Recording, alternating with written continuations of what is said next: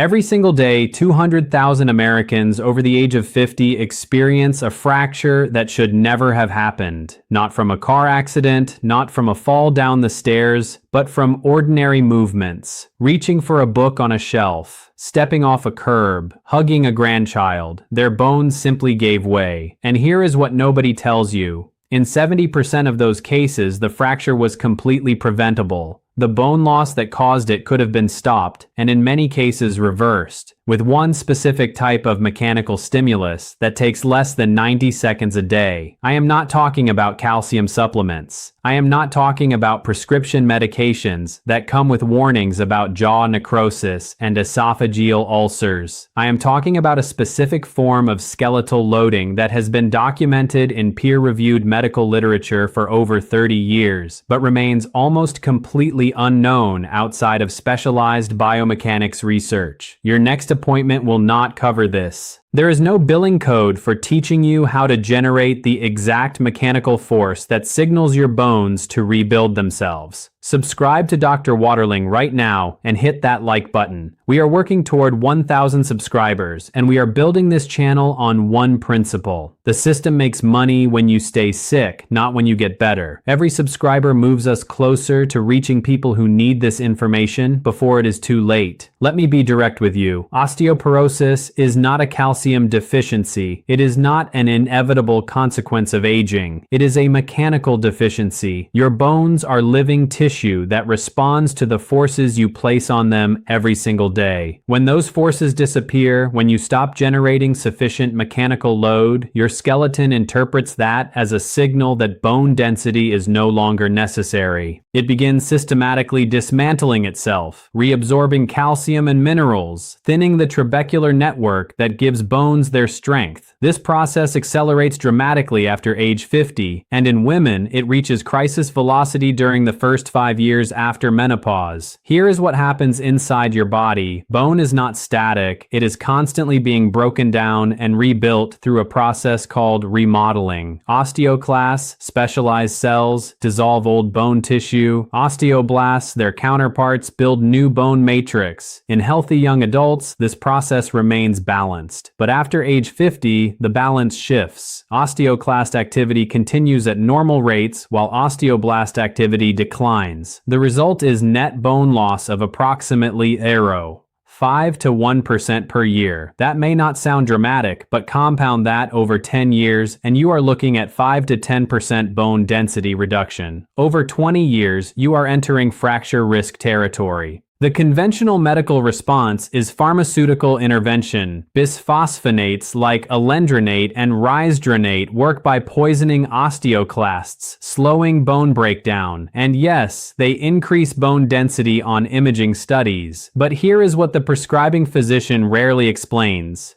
They do not improve bone quality. The bone that forms under bisphosphonate treatment is often more brittle, not stronger.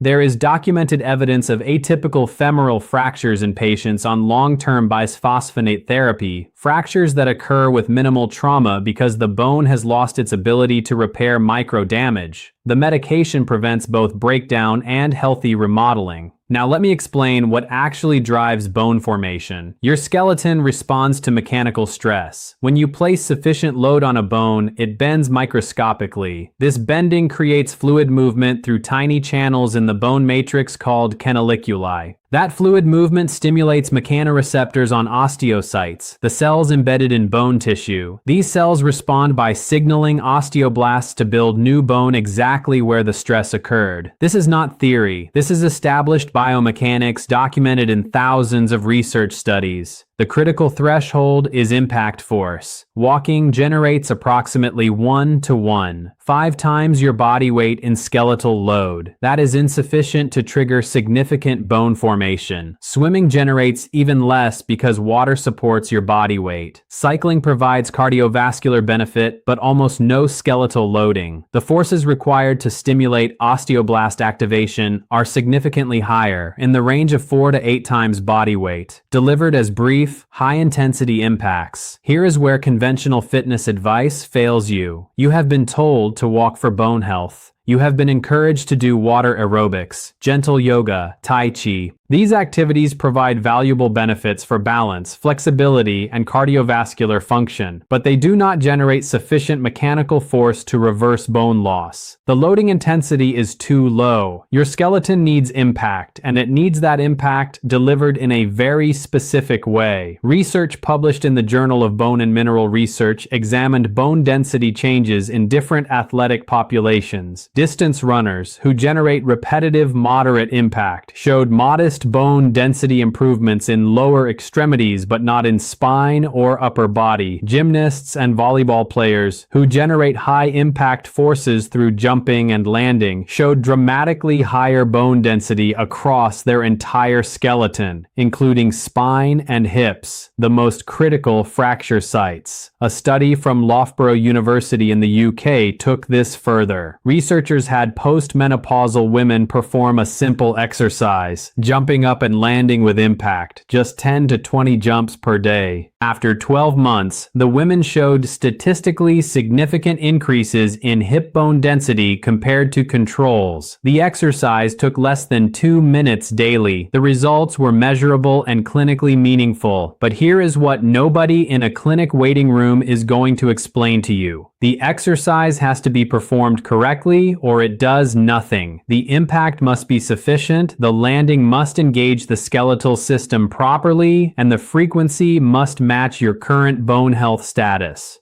Too little impact and you get no benefit. Too much impact without proper progression and you risk stress fracture. There is a precise protocol, and I am going to walk you through it step by step.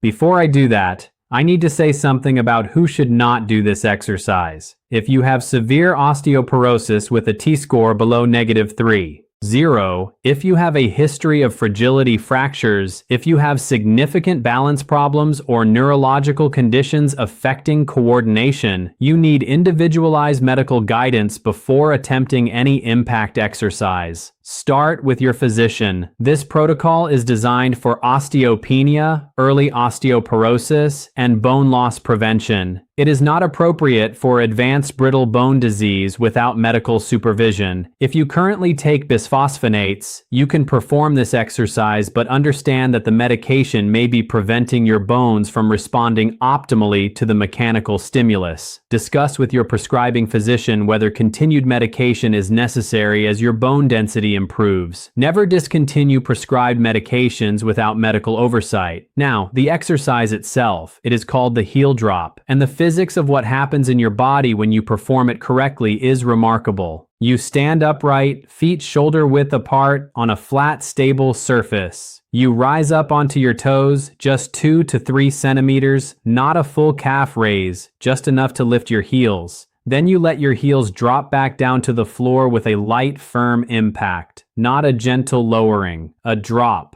Your body weight, combined with the momentum of the drop, generates impact force that travels through your calcaneus, your heel bone, up through your tibia and femur, through your pelvis, and into your spine. That impact, lasting just a fraction of a second, creates the mechanical stimulus that signals your bones to strengthen.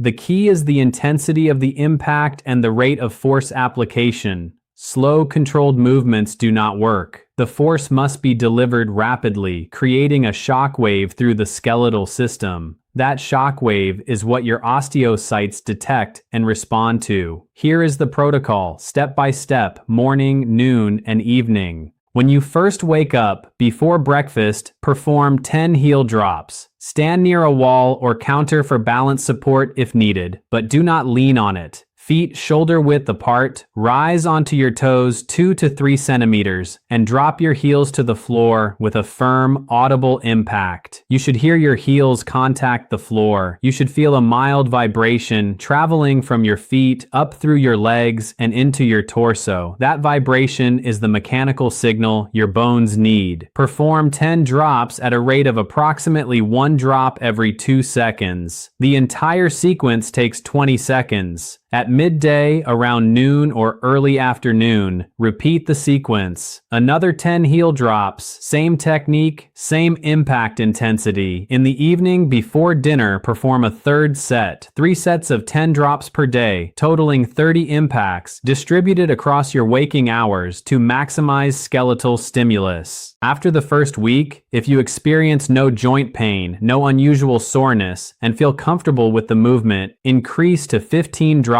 per session, 3 sets of 15, totaling 45 impacts per day. After 2 weeks at that level, progress to 20 drops per session, 3 sets of 20, totaling 60 impacts daily. This is your maintenance dose. Continue that indefinitely. Within the first week, you will notice improved balance and proprioception. The exercise strengthens the small stabilizing muscles in your feet and ankles. By the end of the second week, many people report feeling more grounded, more stable when walking. These are secondary benefits. The primary benefit, increased bone density, takes longer to manifest. Bone remodeling operates on a 3 to 6 month cycle. You will not see measurable changes in bone density scanning until you have been performing the protocol consistently for at least 4 months, and optimal results appear after 12 months of daily practice. Let me tell you about Margaret. She came to me at age 64 with a bone density scan showing osteopenia in her hips and mild osteoporosis in her lumbar spine, T-score -2. 3. Her previous physician had recommended bisphosphonates. She was reluctant, concerned about the medication's side effects, and the requirement to remain upright for 30 minutes after taking it due to esophageal irritation risk. She asked whether there were alternatives. I explained the heel drop protocol. She was skeptical that something so simple could work. She agreed to try it for 6 months before making a decision about medication. She performed the exercise religiously, 3 times daily, never missing a session. After 6 months, we repeated her bone density scan. Her hip T-score had improved from -1, 8 to -1, 4. Her lumbar spine showed even more dramatic improvement from -2, 3 to -1, 9. Those numbers represent clinically significant bone density increases achieved through mechanical loading alone, no medication, no supplements beyond a basic multivitamin, and adequate dietary protein. She continued the protocol. At her 12-month follow-up, her hip bone density had moved into the normal range. Her spine remained osteopenic but continued improving. The mechanism behind her results is straightforward. Every heel drop generated approximately 3 to 4 times her body weight in impact force. That force stimulated osteoblast activity throughout her lower extremities and spine. Her body responded by depositing new bone mineral exactly where the mechanical stress occurred. The daily repetition, the consistency, the sufficient intensity, all combined to reverse years of bone loss. Now, let me address the objections you are probably thinking. You have been told impact exercise is dangerous for people with bone loss. You have been warned about fracture risk. And yes, uncontrolled impact, falling, or high-impact aerobics without proper progression can be dangerous, but controlled, progressive impact, delivered at appropriate intensity with proper technique, is not only safe, it is necessary. Your bones need mechanical stress to maintain themselves. Removing all impact from your life, which is what happens when you avoid stairs, stop jumping, and perform only gentle exercises, accelerates bone loss. The difference between dangerous impact and therapeutic impact is control, progression, and technique.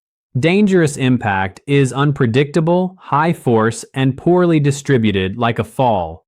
Therapeutic impact is controlled, progressive, and deliberately targeted, like the heel drop. The heel drop delivers force through the strongest parts of your skeletal system, the long bones of your legs and your spine, in a controlled vertical plane that your body is designed to handle.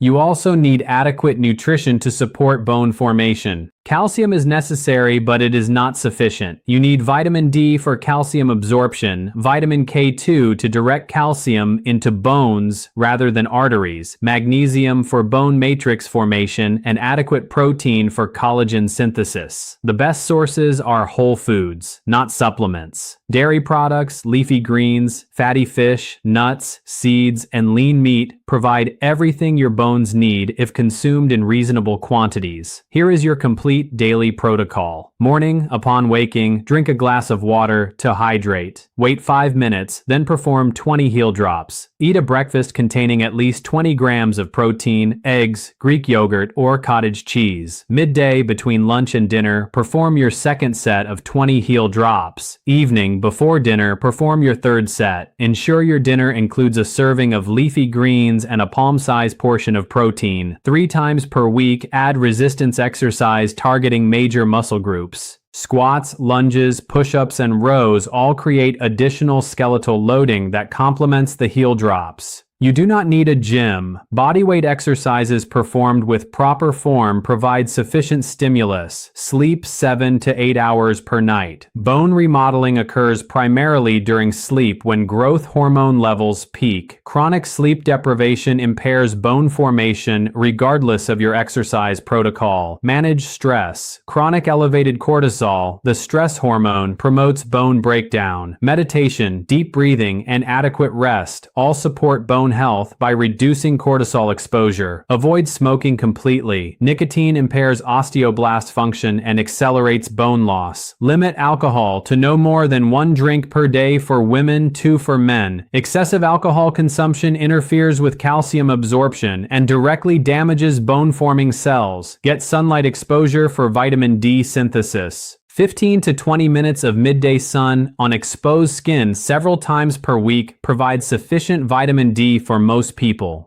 If you live in northern latitudes or have limited sun exposure, consider vitamin D supplementation 1,000 to 2,000 IU daily, but verify levels with blood testing. The timeline for results: Week 1, improved balance and confidence in movement. Week 2, enhanced proprioception and stability. Month 1, measurable improvements in muscle strength supporting skeletal system. Month 3, early bone density improvements detectable on sensitive scanning. Month 6, clinically significant bone density increases visible on standard DEXA scanning. Month 12, continued progression toward normal bone density ranges. This is not quick fix magic. This is applied biomechanics. Your skeleton is a living, responsive tissue that adapts to the demands you place on it. When you stop demanding that it bear load, it atrophies. When you consistently deliver appropriate mechanical stimulus, it strengthens. The heel drop exercise provides that stimulus in the most efficient, safe, and accessible format available. The healthcare industry does not profit from you performing bodyweight exercises at home. There is no pharmaceutical revenue in teaching you basic skeletal biomechanics. Your next appointment will not include this protocol because there is no billing code for 90 seconds of daily impact exercise. The information exists in research literature. It has been validated in multiple clinical trials, but it remains effectively suppressed because it threatens a multi-billion-dollar osteoporosis drug market. You are not helpless in front of your own biology. Your bones are not sentenced to inevitable decline. Osteoporosis is not a calcium deficiency or a medication deficiency. It is a mechanical deficiency, and mechanical deficiencies respond to mechanical interventions. The solution is not in a prescription bottle. It is in reintroducing the skeletal loading that modern sedentary life has removed. How old are you? Write it in the comments. I want to see which age group makes up the majority of our viewers because it will directly shape what I cover in future videos. If this video helped you, send it to someone you care about, a parent, a friend, someone who might be facing a bone density diagnosis right now. You may have just given them a real chance to avoid fractures and maintain independence. Subscribe to Dr. Waterling and hit that like button. We are building this channel to reach people before the system convinces them that pills are their only option. Every subscriber helps us reach someone who needs to hear that their bones can heal, that decline is not inevitable, and that simple mechanical interventions work when applied with precision and consistency. Your bones are waiting for the signal to rebuild. Give them that signal. 90 seconds a day. 3 sets of 20. Start tomorrow morning. Your future self, standing strong and fracture-free at 75, will thank you for the decision you make today.